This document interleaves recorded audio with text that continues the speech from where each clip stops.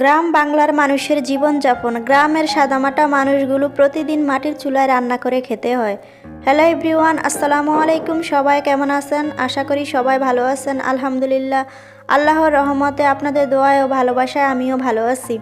তো প্রতিদিনের মতো আরেকটি লাইফস্টাইল ব্লগ নিয়ে আপনাদের কাছে হাজির হলাম। আশা করি পুরো ভিডিওটি স্কিপ না করে দেখবেন। গ্রামের মানুষ বলে কথা, প্রতিদিন তো মাটির চুলাতেই রান্না করে খেতে হবে, এটাই স্বাভাবিক। মেয়েরাই পারে সংসারে আয় করতে এবং ব্যয় করতে, আর আমি প্রতিদিন এভাবে গ্যাস বাঁচিয়ে মাটির চুলাতে রান্না করে থাকি।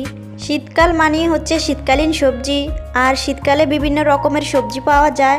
আমার শীতকালীন সবজিগুলো খুবই পছন্দ, খেতে কিন্তু ভীষণ স্বাদ লাগে। শীতের দিন শীতের সবজি না রান্না করলে কি হয়? তো আমি আজকে ফুলকপি, টমেটো, আলু, মাছ দিয়ে রান্না করব। আর এখানে মশলাটাকে একটু কষিয়ে তারপরে ফুলকপিগুলোকে ছেড়ে দিয়েছি, আর এখন একটু ভালো করে কষিয়ে তারপরে পানি দিয়ে দিব।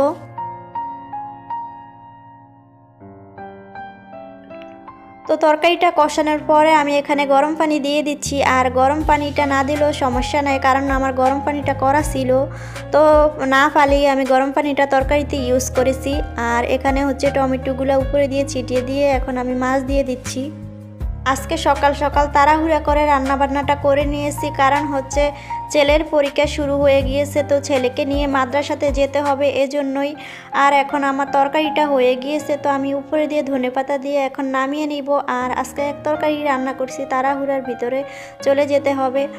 তো এই তো ছেলেকে নিয়ে মাদ্রাসাতে যেতেছি। আর আপনারা সবাই দোয়া করবেন আমার ছেলের জন্য, ওর বার্ষিক পরীক্ষা শুরু হয়ে গিয়েছে। তো সবাই ওর জন্য দোয়া করবেন, ভালো রেজাল্ট যে করতে পারে।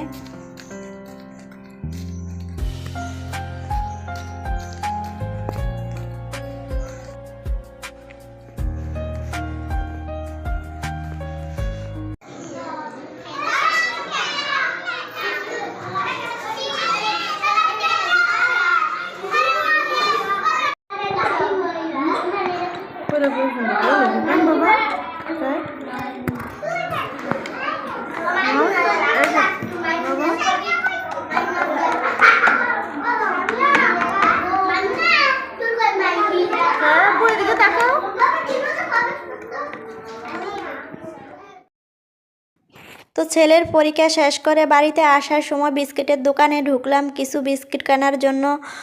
আর ছেলে বলতেছে যে আম্মু কিছু খাবো, তো ওকে বললাম যে কি খাইবা নেও। তো যা যা প্রয়োজন তা নিয়ে বাড়িতে চলে আসলাম। আর বিস্কিট, চানাচুর, তারপরে মুরলি, বিভিন্ন আবিজাবি এনেছি আর কি। তো পুরো ভিডিওটি দেখে যদি ভালো লেগে থাকে তাহলে অবশ্যই লাইক, কমেন্ট, শেয়ার করবেন। আর আপনি যদি চান তাহলে আমার চ্যানেলটি সাবস্ক্রাইব করে আমার পাশে থেকে যেতে পারেন।